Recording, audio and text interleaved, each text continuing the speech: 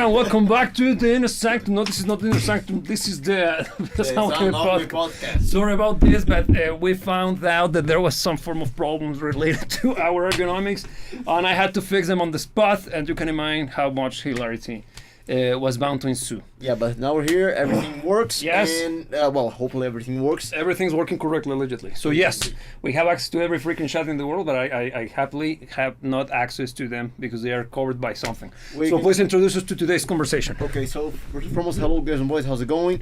So today's topic of conversation is something that we hear around very often now. People mentioning that rock and roll and rock music is dead or that it's dying.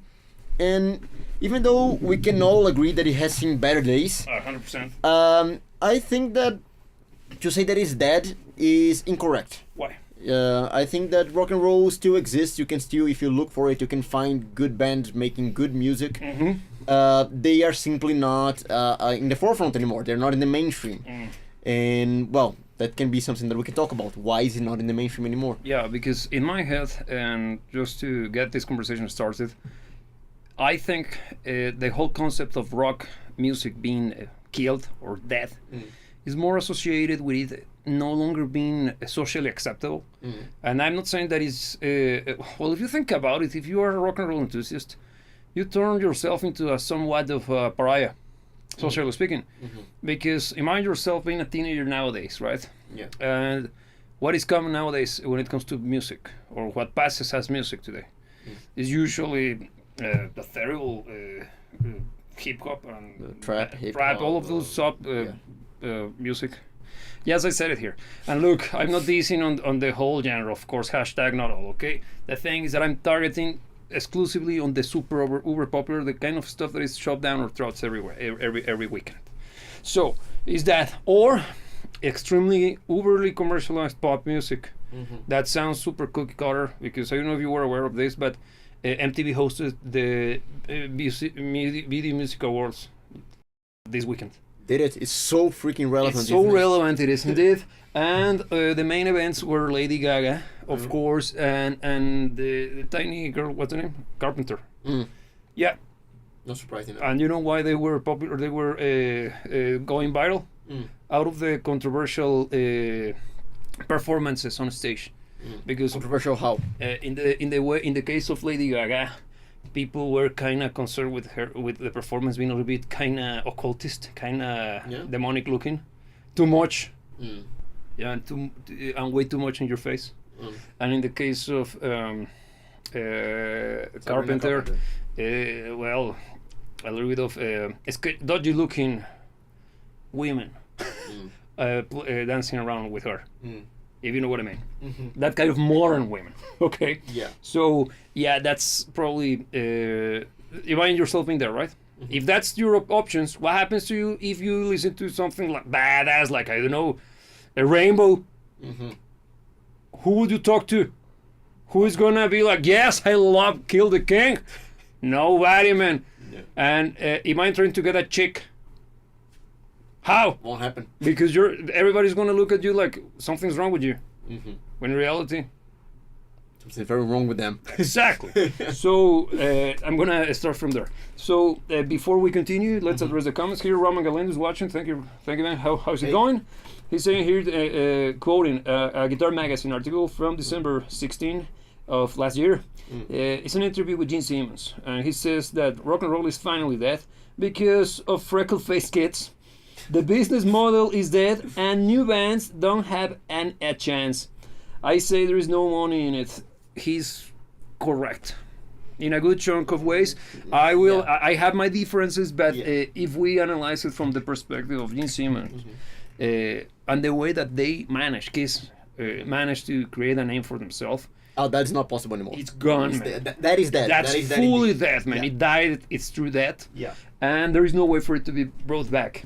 And before we address that, let's address another comment left by Joss. This was a super chat. Thank you, Joss. And yes, we keep track of all the comments as well. He's saying here that he won't be able to make it for the live show, but he will watch it later. But he's saying rock and roll isn't dead. I think it's just a slip for a while until a new sensation or act wakes it back up. And thank you for having for desiring for us having not a terrible upstart such as we did already. No, but yeah. So let's take on from those two particular comments. First, let's address just because I think it's very much correlated to what here Roman is saying. Yes. I think the positive outlook that Justice proposes is I'm not gonna say that it's naive because I think it's correct. Everything is cyclical in nature, and probably we're in the downturn of the huge success and the incredibly social force that was rock music back in the the entirety of the 70s and a good chunk of the 80s, if not the entirety of the 80s. So we're talking about 2 decades of continuous social representation, right? Yeah, but almost 50 years ago. But almost 50 years ago, and that's the thing. Because you can even make the argument that even in the 90s, rock and roll was still very much relevant. Super, still. It was. Not as big, and you can make the claim that the quality of the acts started to dwindle, but at the same time, we got many of what is now considered to be part of the pantheon of classic rock music. Thinking in terms of, I have to mention Nirvana, for example, or Alice in Chains, Soundgarden, all of those guys, right? Yeah. And now, the thing is that could it be possible for an act, or as Joss implies, for a new movement to be created under the current circumstances in this world of ours in which social media is king, in which everything is so no longer controlled by a how can I put it, patrimonial or massive structure of control, in the sense of it being like the dictators of culture. Because I mean, radio, for example, it was thanks to radio that plenty of these movements became movements, right? Yeah. Because there was a mass adoption of something. Yeah. Today we don't have that, man. We are creating a stupid term that I don't like to use, but I will have to use it today because it makes sense. Communities being developed around many niches. Yeah. Which is creating kind of this ostracized society. Is not necessarily a homogenic one. No. So I don't know if we will be able to see a situation similar to what happened in the 70s. And that's where Joss's comment, Roman's comment kicks in. Gene Simmons, maybe, he's also referring to this particular situation. Because think about this. When Kiss became a thing, it was out of radio being the bigger promoter of music. Because how could you discover new bands? Mostly through radio, or through the word of good report. But how could that word of good report be developed in the first place? Somebody had to discover it, right? Listening to the music somewhere. So if you don't own the record, because you don't know the band, why would you spend your heart and earn dollars on something that might suck? So you let the arbiters of truth, the people with good taste in the radio, to decide for you, to show you which ones were the best. I think we already destroyed the concept of these kind of gatekeepers. To some degree. Because, for example, what I do on the channel, the reviews of music, I'm trying to avoid falling for the trap of being one of those music reviewers. Or even the other show, music that doesn't suck. We're simply talking about music that actually is not awful, man. Not because not because we consider it being fantastic. It's because it's objectively speaking good. And the way that I try to analyze the music is by explaining the concepts or the applications of the different techniques when it comes to music production, so you can appreciate them even more as a fan of it, right? With, of course, the added benefit of probably letting you discover a new song that you might like, of course, right?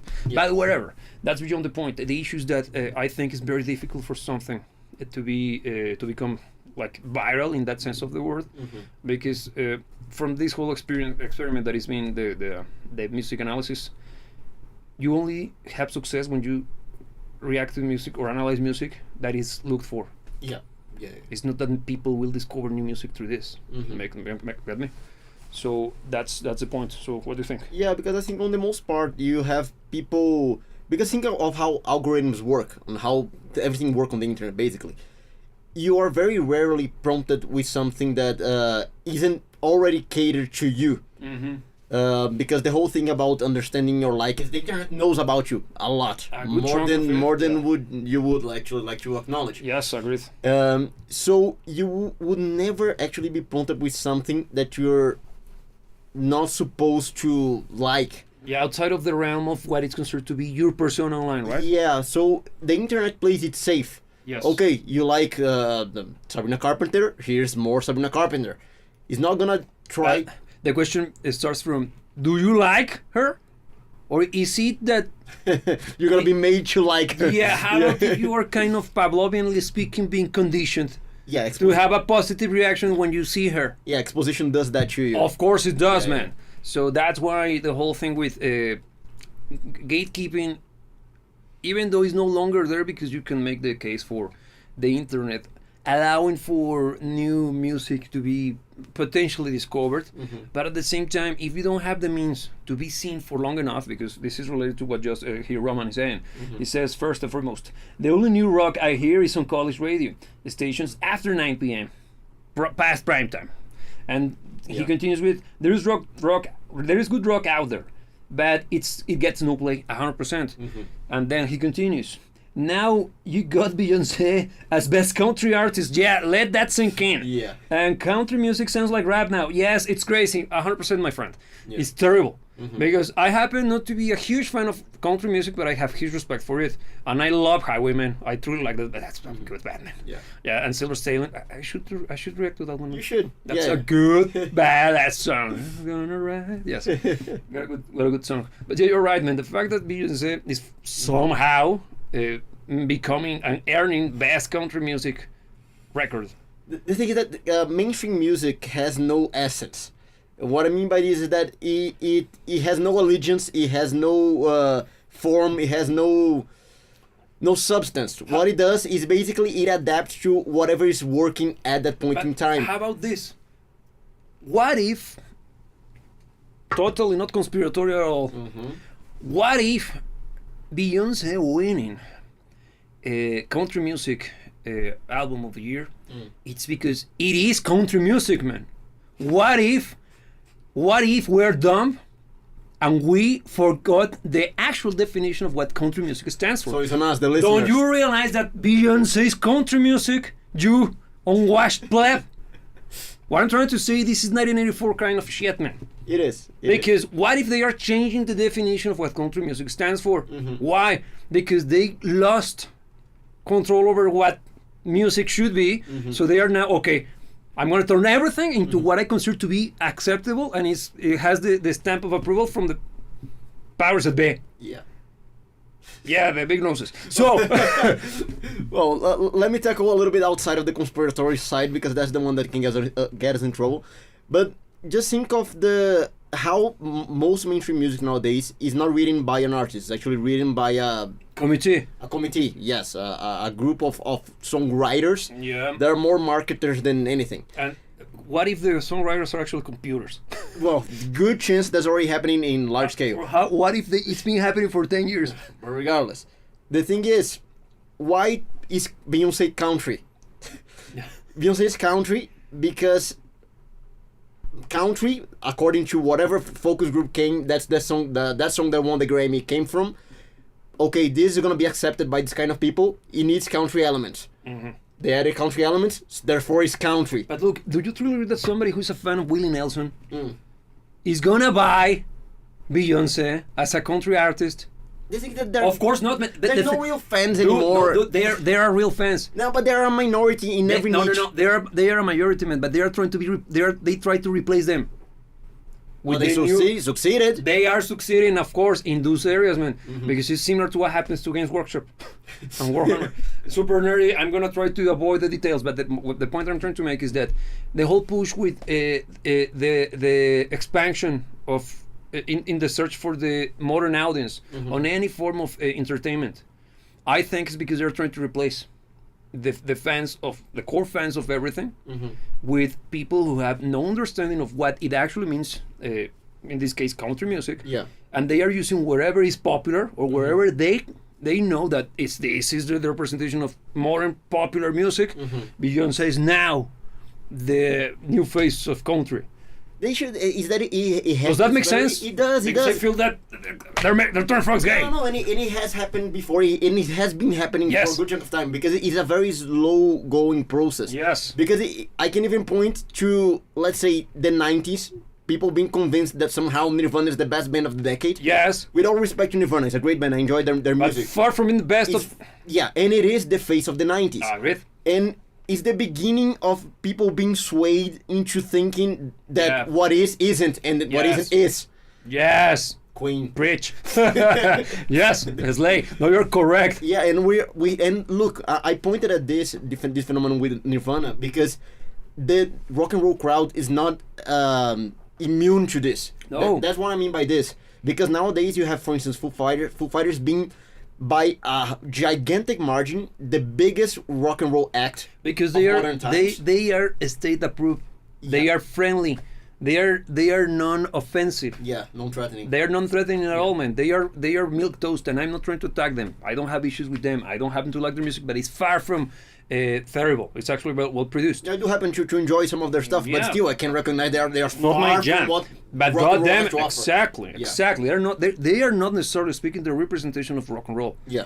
The same what happens with Coldplay. Mm-hmm.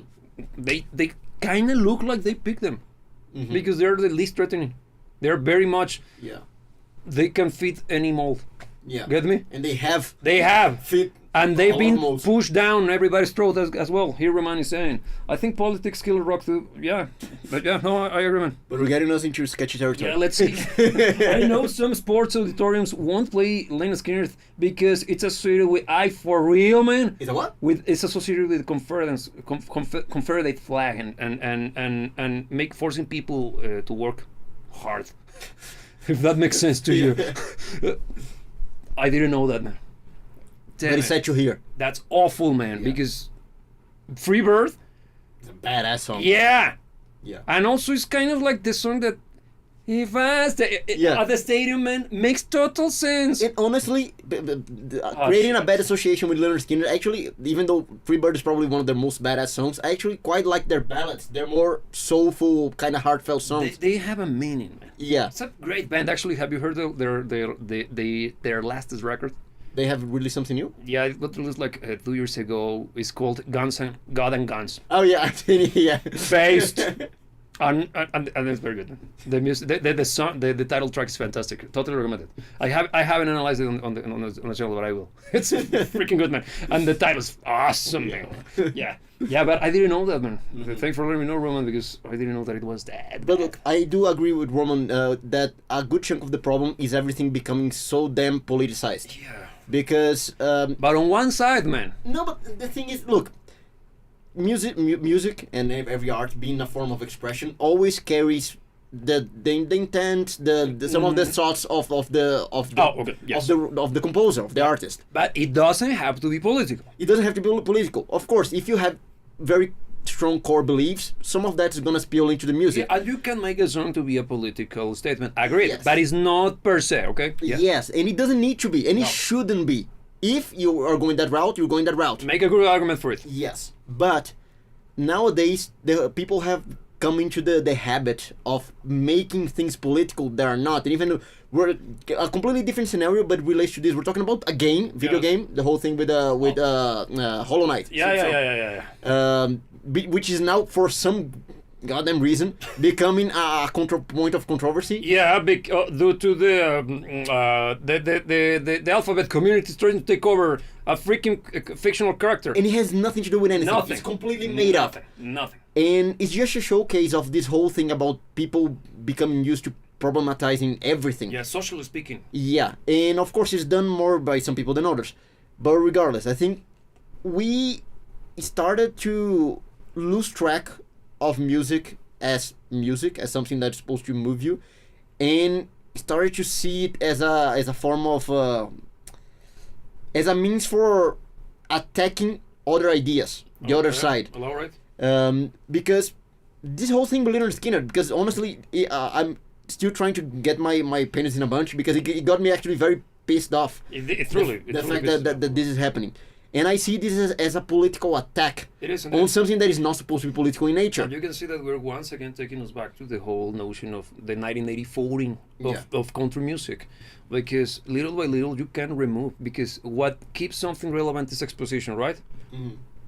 Just kill it off by simply not promoting it anymore. You don't have to lie, man, because I read a post on X a few hours ago that said that I think it was even shared by Elon Musk of all places, man, and it was basically related to what happened in the train regarding this girl and what happened to her. You know, the Ukrainian girl. Yeah, it's everywhere.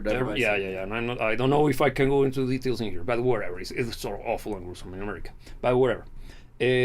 It's not been covered by the media and the mainstream, of course.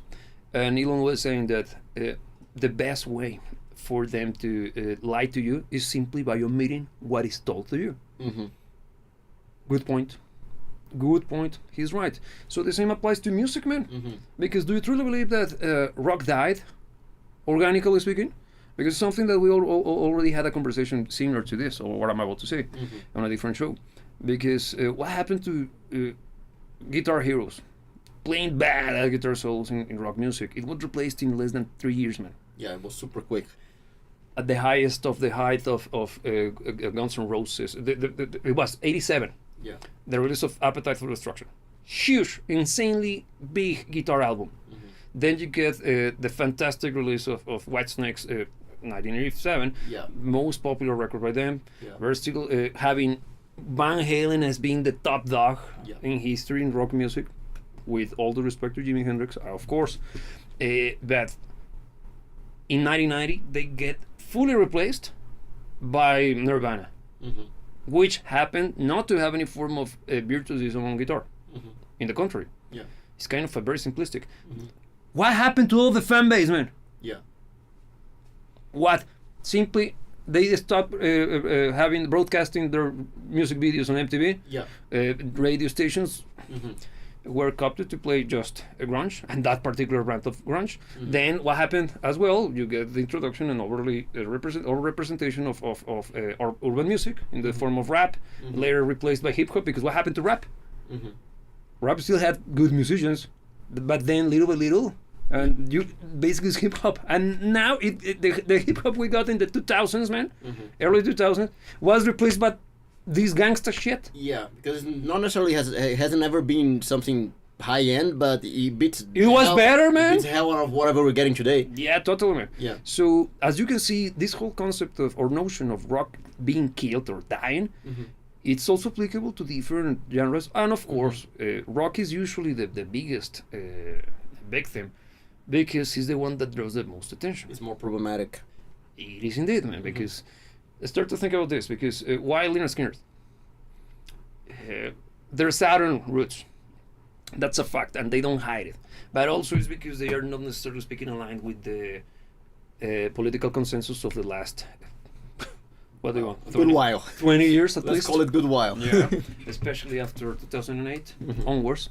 So little by little, the social aspect of music discovery, and even the way that we interact with music and art, for that matter, has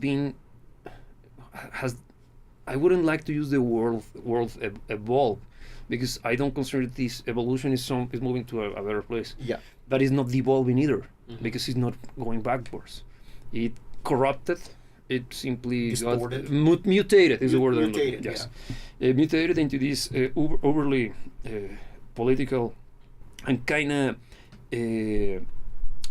absurd to a certain degree. But if you start to dig deeper, you start to see that it makes sense. But you see how this over politicizing of everything is a tool for censorship. Because see, just this example of Lynyrd Skynyrd, venues are denying having them playing because of what allegedly they represent, which is something that is not necessarily a statement coming from them, is an interpretation of the audience or made up people made to politicize something that is not political. And it's being used to cancel them to a certain degree. And now let me tell you this. This is happening right now. What makes you believe that is the first time it happens? Of course it isn't. So what makes you think then? What do you think about that? How many things you think weren't there when actually they were. How much of your history is actually real, man? How much of everything that you know to be true is actually real, man? Basically, because it comes from the same source, man. Yeah. So you start to like, God damn it! Yeah. Then you wonder why people are burning parliaments in Nepal, for example, right now. Because it's happening right now. I don't know the details. I was actually just, while setting up, I was actually kind of, what the hell's going on over there?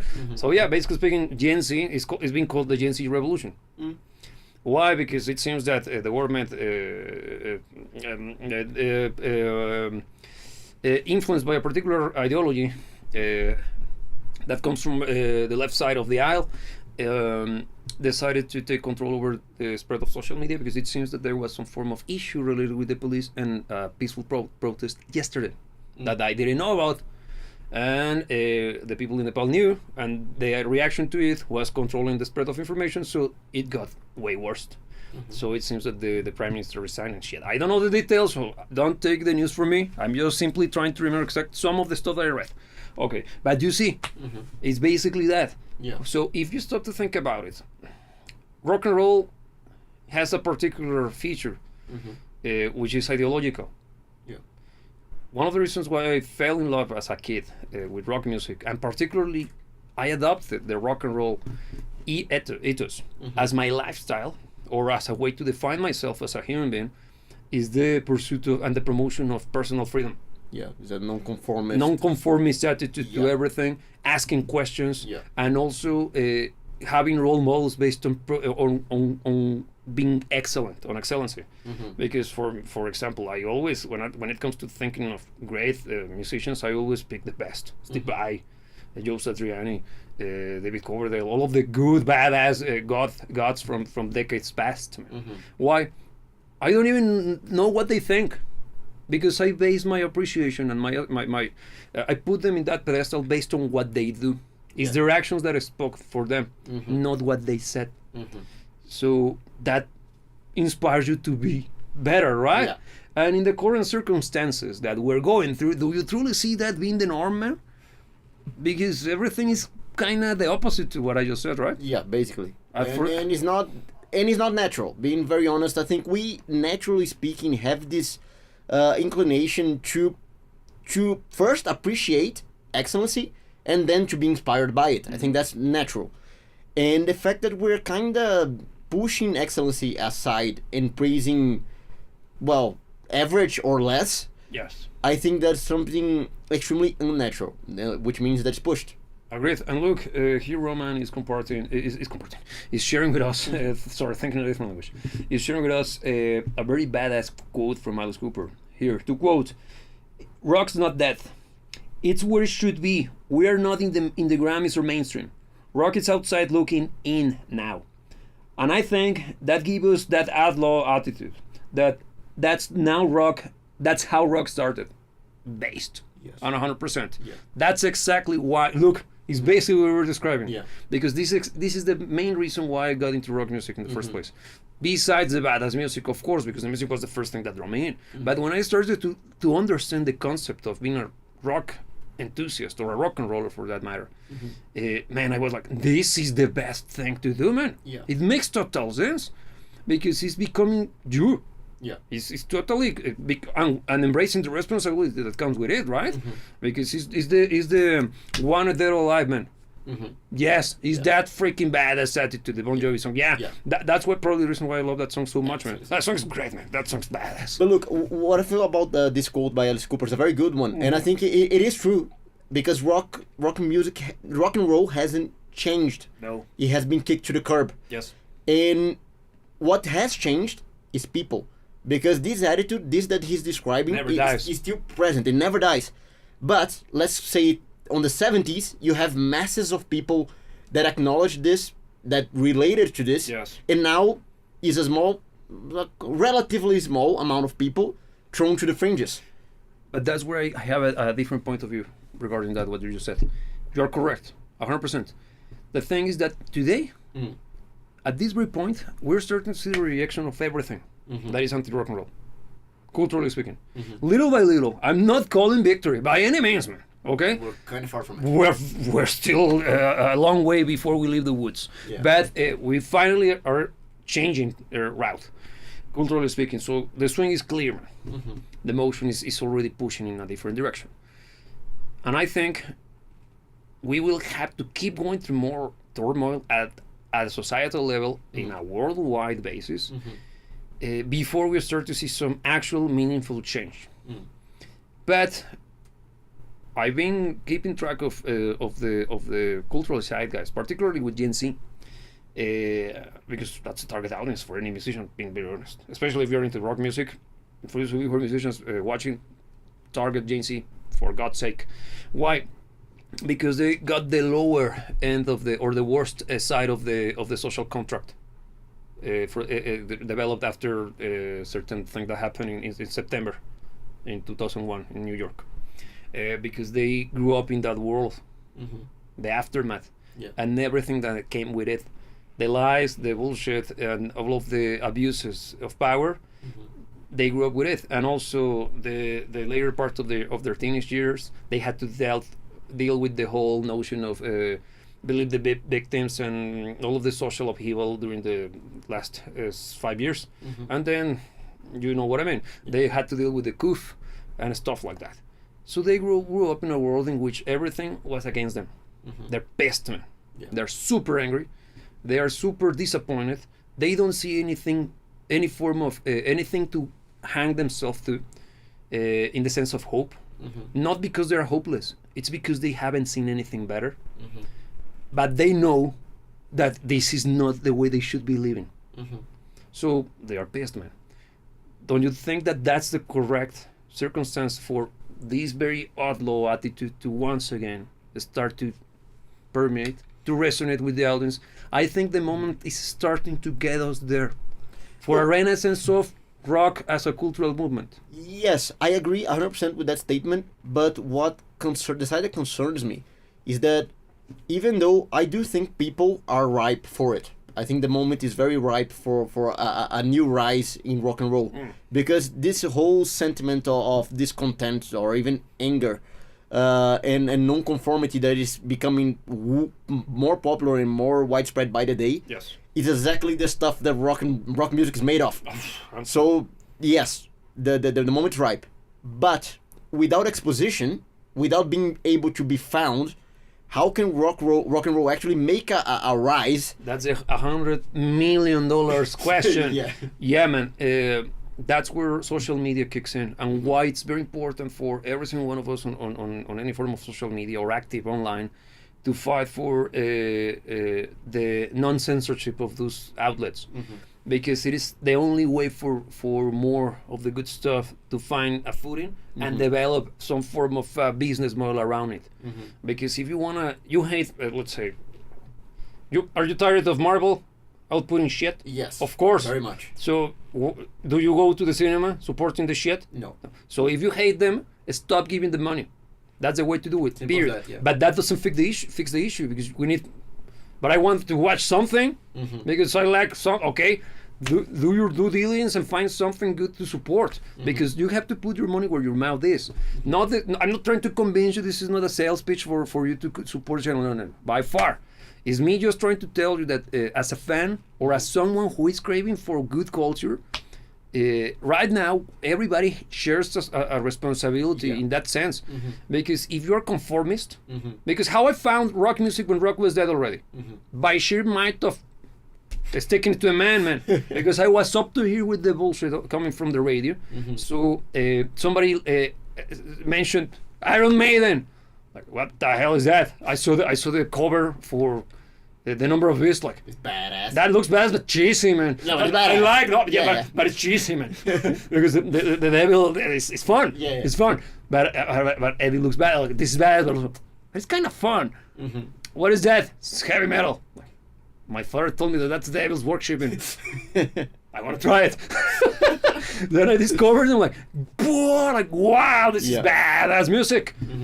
And then I somewhat got a hold of the lyrics. This is talking about history? Wow.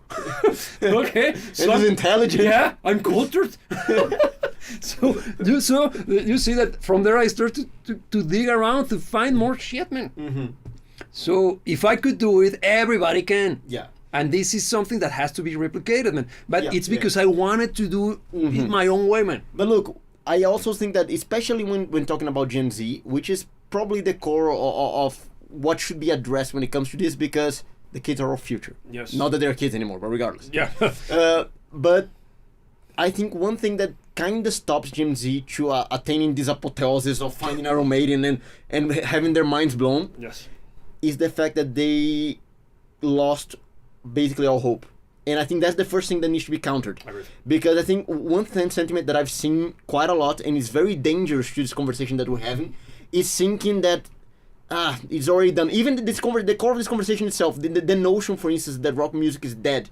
That's a very dangerous notion. Because if you think that rock music is dead, it basically makes you give up on rock music. Totally. And it's something that we shouldn't foster. Actually, the idea that rock music is still alive should be promoted. We need to bring it back to the surface, but it's still alive. Yes. And I think Gen Z especially needs to adopt this idea that no, there is good stuff. Yeah. They're hiding it from me, but it exists. Yeah. And if through my actions, through my decisions, as you put it, with what I choose to be a customer of, where I put my money, I can start creating at a microcosm something that, if a lot of people do it, is gonna bring back what matters, what is something of value. Not to the mainstream, because that's a little bit harder to achieve because there are other factors at play. Yeah. But make it big again. Agreed. Yeah. And great. And great, of course. Of course. Look, Roman here is saying once again, killing it. He says, people today want safe and unoffending stuff. Yeah, man. Yeah. We were discussing about that freaking game, okay? Yeah. And rock is loud and in your face. Badass. Some might say toxic. Toxic, yes, because parents today think rock's dangerous. Look at that, but they played them gangsta rap. God damn it. Because that's not toxic. So, yeah, of course, no, that is, and it's not promoting bad stereotypes and shit, right? Yeah, or bad lifestyles. Yeah, or bad lifestyles, of course. So they are suppressing it 100%, kind of like the 80s with warning labels and record. Yeah, that was ridiculous. I think it was even worse in the 90s. I might be incorrect. Because the whole thing with the parental advice or yeah. Those labels were ridiculous, man. Yeah. And I remember as a kid that all of the kids were, if you see something, if you see that label, that means that it's good. It backfired. Yeah. But what he's saying is very real, man, because it also it reminds me of the Satanic Panic of the 80s. Yeah. And you see how interesting that was, right? Because they attacked rock music, heavy metal, goddamn Dungeons and Dragons, board games in general, but everything that involved creativity. Yeah. Think about that. Yeah. Later, they attacked video games in the 90s and the early 2000s. Why? Because they couldn't control that. And now games suck monkey balls because they are overly controlled. Yeah. We don't have any more that creativity. And I find it quite dubious, to be polite. Yeah. The fact that they attacked and they satanized or made a bad reputation around activities that actually promote the internal development of the individual. Yeah. Because I haven't played D&D ever in my life, but I know how it works. I have. It's fun. It's fun. Are you mine? Yeah. Could you describe it? Okay, so first and foremost, if you Dungeons and Dragons. Yeah, there is one of the most popular role-playing game. It's an RPG. What the hell is an RPG? It's basically. I know. Is it the one that shoots rockets? Yeah, it can. It may. It might. The thing is, role-playing games. Why role-playing? Because you put yourself in the middle of the game as a character. Without any form of scenery, without any form of anything, yeah. Right? The ball of this game is driven by the power of imagination. Exactly. As corny and weird as it sounds. It is. The ball of D&D is imagination. Yeah, like that. We need that meme, actually. But it's fun because it becomes immersive. Because since you're actually creating the thing as it goes, the tale, right? The tale and the whole narrative, the action, everything that's happening is being created by the players, for the players. What's the other one? For the people. Wherever you get it. By the players, for the players. For players, yes, yeah, wherever. You got it. So it becomes a very involving experience and very creative because creativity is what keeps the whole thing going. If you're not willing or disposed to be creative along the process, since the thing has no flair. So creativity is a critical part of the whole experience. I would say it's a critical part of the entirety of the human experience, for that matter, man. Yeah. Because see how rock music also has that particular element to it. Because the sense of wonder, the sense of expandability, the fact that you can have a very straight to the point punk song, and then have a goddamn magnum opus progressive rock with all sorts of bells and whistles that I don't get it. I got lost like 20 minutes ago, man. But this is good, but I don't get it. Yeah. That kind of stuff, man, that incentivizes you to get excited, man. It cultivates you. Yeah. It's the same what happens with literature. That's why rock music is the natural, and I will die on this hill, is the natural evolution of what we consider to be classical music, because it's as expansive, as complex, as rich in content, and in its quality to express the human condition as orchestral music. Period. Yeah, I mean it. No, I'm not even gonna add anything because I happen. Because I'm right. Yeah. The thing is, yes, when you say rock music is very vast in its presentations. Agreed. Because you can have rock music, even talking about, let's say, modern times. You have on the one end of the spectrum, you have Opeth. Yes. And it's rock music. Yes. And you have on the other end of the spectrum, Coldplay, which is also considered somehow rock music. The first two albums. No, but it's still Coldplay, modern Coldplay, as is. It's still treated as rock music. That's why they call it in Mexico rockcito. it's like lyric. No, but what I mean is the generalization of putting everything under the umbrella of rock is also dangerous, because when you think, okay, rock music is great, it is, but if you go very, very basic syllogism or however it's called in English, rock music is great. No, it's correct. Coldplay is rock music. Coldplay is great. Therefore, no, the incorrect. That's like the incorrect premises. But that's why we need to be a little bit more objective when having these conversations. Okay. We gotta make gatekeeping great again. Yes. Yes, it's important because the whole thing about embracing everything and everything is good, everything flies. No. That's one of the reasons why we ended up here. The standards got lowered so damn much. Yes, because you don't get it because socioeconomic fuck. Yeah. No, man, it sucks. Yeah. It sucks. There's rock music that is better than other rock music. And there is rock music that actually sucks, Monkey Balls, as well. Yeah. Totally. And it's, the most popular kinds of rock music actually... Tend to suck badly. To be very sucky. To be very awful. Yes. So, agreed, man. And look, I will come back to what you said about Gen Z and how it needs to be not incentivized, because they have the hunger. They are developing the hunger for good stuff. The thing is that they are deprived of the medium or the ways to access that good stuff, right? And I mean music, okay? Don't think of it as being that kind of good stuff, okay? Yeah. But that's where the whole concept of keeping the internet, because it's the way now. Yeah. It is. It's been the way for the last 15 years now, and it simply replaced radio and TV, full on, man. So nowadays, it's important for us to make sure that the internet still is a fair play ground. Yeah. Or as fair as it could be. Well, the thing is that also it comes to mind the difficulty that it's breaking through the noise. Because that's another layer of what makes making a living or even creating a career around music so difficult nowadays. I would even say that it's probably...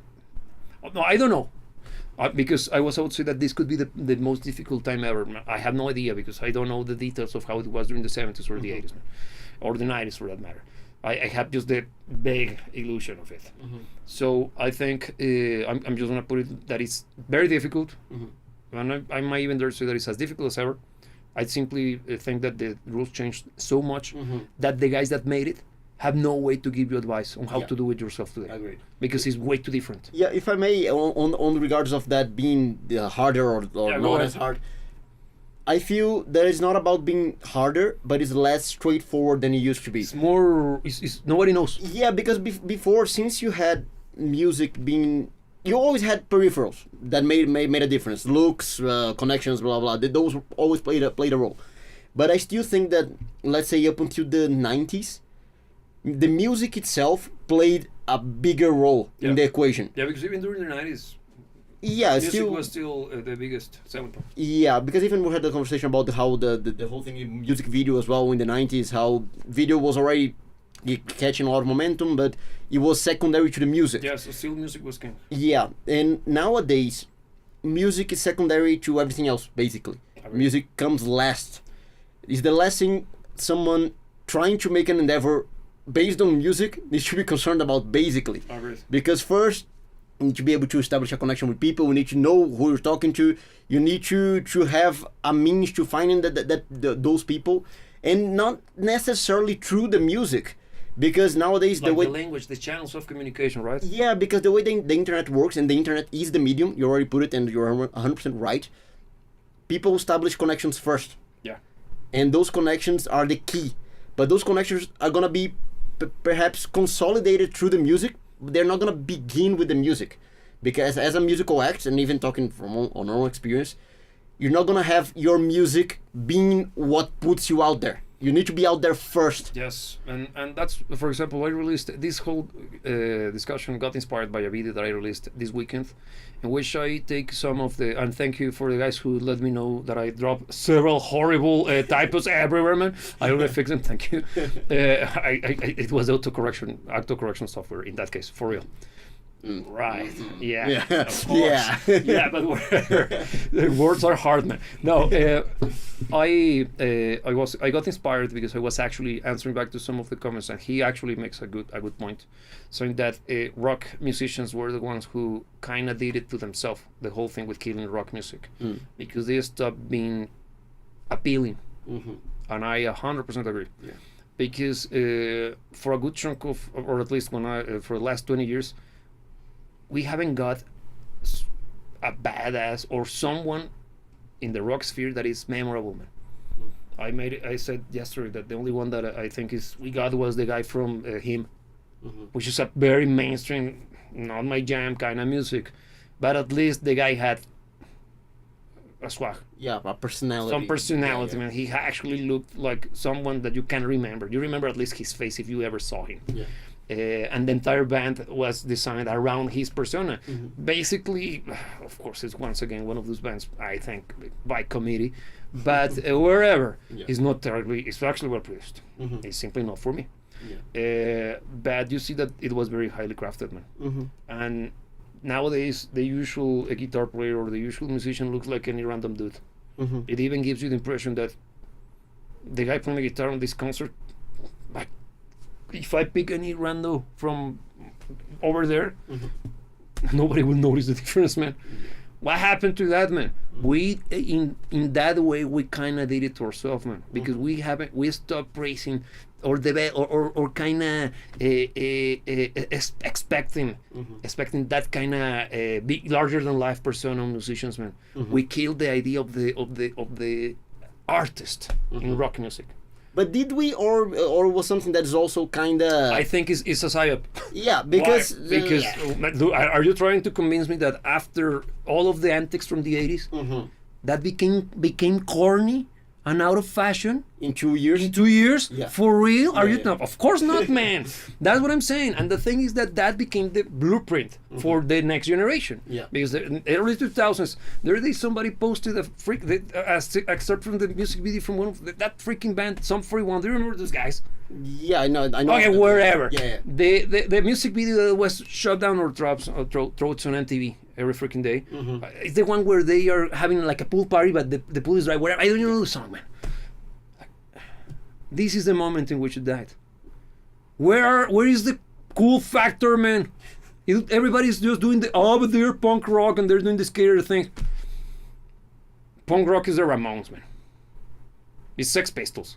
Yeah. These guys look like skaters, like tryhards, man. Being frank, because if they show up at the Ramones concert in the 80s, they would have been beaten. Yeah. You're like, where are you, Mr. Fancy Pants? Because I would use a different word, but I could get in trouble. Get me? Yeah. Like a bunch of sticks. I think Ron dropped another comment there. Yes, but they overdo it to heavy metal, speed metal, power metal. Oh yeah. So many black metal, symphonic metal is related to how much of the subdivisions in the genre in what rock music became. Yeah. No, but look, I'm gonna, because since there's a delay, I don't know exactly when that comment came. Yes. I'm imagining that it came when I was talking about the whole thing about differentiating different types of rock. Oh, thank you. Yeah, is that? But look, let me clarify myself, because maybe I didn't express myself correctly. Maybe you didn't. I'm not talking about the whole thing with having a bazillion of subdivisions. Because even it's something that I criticize myself, because even we're making fun of that when it comes to electronic music the other day. Because you change a chord and suddenly it's a different genre. And look, if you think that rock music is overly complex when it comes to the genres and the diversification, just dig around when it comes to electronic music. You're gonna be like, God smack, man. Yeah. Like, God damn. Yeah. No, look, you're coming back. I wasn't talking about genres. I was talking about quality. The whole thing here that should be the whole notion of the gatekeeping and the whole notion of dividing music is not by if it's symphonic, post, opera, metal. Yeah, no, it's good. Rock. It's good. It's well written. It's good music. Makes me feel something. Okay. Yeah. That works. Yeah, would I dare to say that we should have like the category, the good shit and the rest? And the rest, and music that sucks and music that doesn't suck. So, That's the only two genres genres that we care need. about. Yes. Yeah. Agreed, man. Agreed. Yeah. Once it's inside of one or the other, we can start to make subdivisions. Yeah. And if you start to see patterns, like a crow. Yeah. Well, when they do it, Yeah, when it's illegal. It's illegal. Yeah, when I do it, this is kind of problematic. Yeah, exactly. So, yeah, good points. What do you think should be done? First and foremost, after all of these conversation. Okay, I think the first thing, if I may take the lead on giving my closing statements, I think it starts by putting an end to this notion that rock music is dead. Because if we go by that premise, we gave up. So I think it's very important for us to keep the idea of rock being alive and fostering good rock music, which still exists. It's pushed to corners, but they are there. And look, Ronan was saying that he actually goes to college radios or College something. radio. And you're one of the brave souls that actually make the effort of making rock music great again. Making rock music great again. More people should be like Roman. More people should be like you, because sadly we're not in a time where rock music is gonna find you. Or the good shit is gonna be promoted. Yeah, the good shit's not gonna find you. No. You're gonna need to find it, which means that it's a little bit more active in the process. Yes. We need to be a little bit more active, and that sense of responsibility comes from not accepting defeat. That's why I'm being so emphatic in the notion of rock music not being dead and not accepting that as truth, because we need to take responsibility into this matter. I like your positioning of being kind of like a crusader like, making a crusader like stance. I like it. Yeah, those bolt. Yeah, man, because I get you, man. I see it very similar to what you in the same way as you were suggesting, because probably the reason why, as I explained, when I was a kid, I got so into rock music out of this sense of pursuit of my own individuality as a man, right? And I was just a little boy. I wanted to become a free man, right? Why? Because I got inspired, man. And I can see the importance of being exposed to this good music, man, at an early age, because you actually, if it happened to me, it can happen to anybody. And it actually, and now that I think of it in retrospect, a good chunk of my rebellious attitude, but in the sense of pursuing and fighting for good and freedom and shit, comes from my exposition to good music, man. Because that good music inspired me. Because I felt this actual empowering of the individual through blasting goddamn the number of the beast, man. For real. Or listening to beautiful music by Pink Floyd, or you see jazz, all of the I could see the beauty of the world, man. I could see the reach of the human capability, and how it actually is limitless when it comes to creation, man. And by growing up in such an environment, if it happened to me, imagine if it happens to somebody better than me, man. It's more tough, but hard to find somebody better than you, but especially more humble than me. I suppose there should be one at least. Of course, used by proportions. No, of course not. This is a joke. No, but for real, man. Imagine being if it could happen to me, I know for a fact that it happens to everybody. Yeah. And I consider depriving a child from exposition to good music, man, to good art, to great movies, to great literature, man. You're basically speaking ruining their future by not inspiring them to see how great they can become. And I think that's one of the many reasons why rock is dead, man. Because rock music has that. It's the only genre that actually has that when it comes to contemporary music. Because for as much as I love jazz and blues, they don't have this attitude. Invigorating. Because those genres are beautiful and complex, sophisticated if you wish, or soulful in the case of blues, but they don't have this freedom, the might that rock and roll has, plus the other aforementioned emotions. And I think that's one of the very reasons, if not the core reason, why the whole promotion of good rock music stopped and died. So what to do? I think it's very important for us to know, to put on the hat that says get on my lawn, kids. You can actually come here and enjoy good music. Gatekeeping the good shit, or separating the good shit from the bad one, and also promoting, but at a local level. Like every chance you got, you're drinking with your pals and your comrade. No, this is communist. No, with your. I'm trying to come up with a convoluted way to. Well, you're having a moment of fellowship, okay? Blast some badass Captain Beefheart. What a pick! We're like, the hell's wrong with you? I don't know, man. No, but good music, and try to have that moment, that moment of, how can I put it, like human connection by showing a good song that truly means something to you, because that's a great way to not only foster your relationship with your friends and family, but also you can finally manage to express an emotion that only music is capable of sharing with someone else.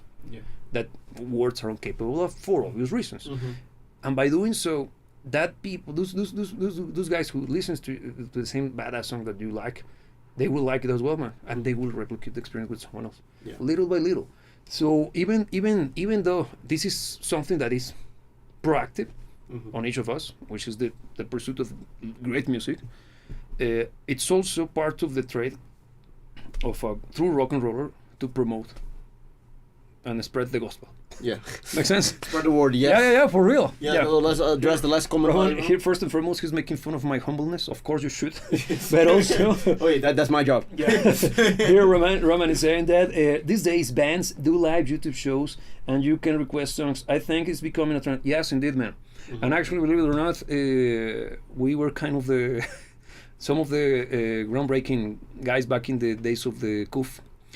We haven't done it in a while because we have good reasons. And many things happen. Well, there are many things that have been part of this situation.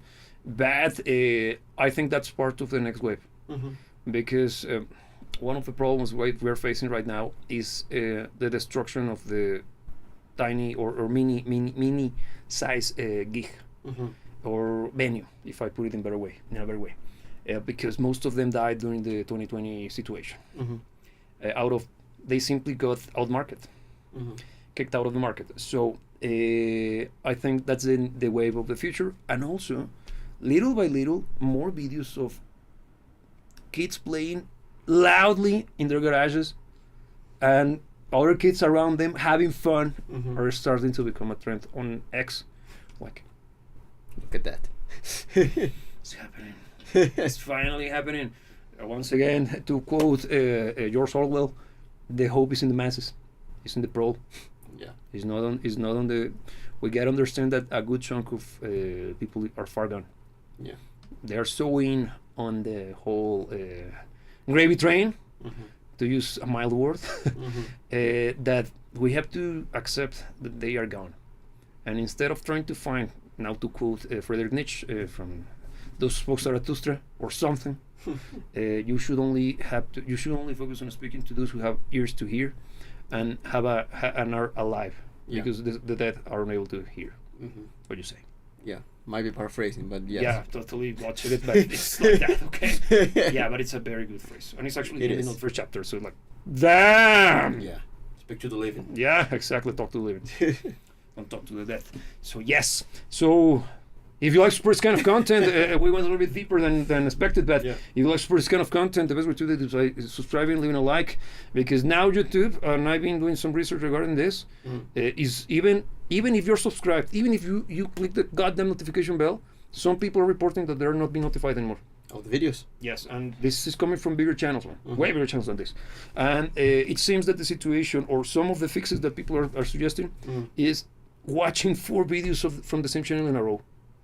For like, dude, that's a very tough. Yeah, asking for too much. Yeah. But just in case, find a way to do it. Because otherwise, it seems that YouTube is talking about censorship, right? Yeah. And again, we're not censoring anybody. No, do it, but yeah, just different forms of the same thing. it's because there are animals more equal than others, man. Once again, to quote that guy. That guy's. He was onto something. He knew something. So wherever, takes on. So look, thank you for joining us. Thank you, Ronan, for being part of the conversation. And this just doesn't just go to Roman. Actually, this is supposed to be a conversation. We like when you interact with us. We're all sharing our ideas here. We're talking about stuff that is meaningful, and we don't necessarily hold all the answers. Maybe he does, but he just shares as he sees fit to us morals. Yeah, of course. But we're here. How could you learn? Yeah. We're here to find answers together. Yeah. So if you want to be part of this conversation, we do this every Tuesday at 5 p.m. Central. We would love to have you here with us. Yes. So subscribe to the channel, ring the bell, do the whole shebang. And I think that's it, right? Yes. The only thing left to remind is that you should never let anybody tell you what to dream about. And remember that we will see you when we see you. Listen to music that doesn't suck.